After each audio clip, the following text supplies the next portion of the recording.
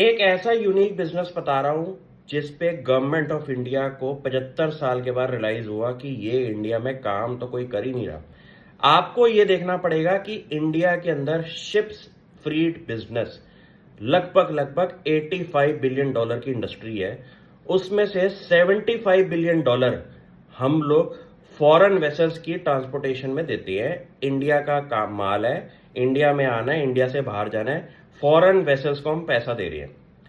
Indian government को 75 साल के बाद यह लगा कि हम 30,000 करोड़ का मैरीटाइम फंड बना रहे हैं जहां पे शिप बिल्डिंग रिपेयर एक्सरसाइज का काम होगा।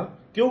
क्योंकि इंडिया की गवर्नमेंट को इतनी चीज पता है कि 85 बिलियन डॉलर का रेवेन्यू पोटेंशियल इंडिया की कंपनियों को मिलना चाहिए, जो कि अभी तक नहीं मिल पा रहा था, बिकॉज हमारे पास फ्लीट ही नहीं है ट्रांसपोर्टेशन के लिए। ये इतना बड़ा काम है जो कि इंडिया के अंदर कुछ ही गिनती की कंपनियां कर पाएंगी, और इस पूरे इंडस्ट्री के ऊपर गवर्नमेंट ऑफ इंडिया खुद अपनी तरफ से फंडिंग प्रोवाइड कर रही है उन शिप बिल्डर्स को। ये देखना पड़ेगा कि कुछ हो गया पिछले 75 सालों में, सोचो मत।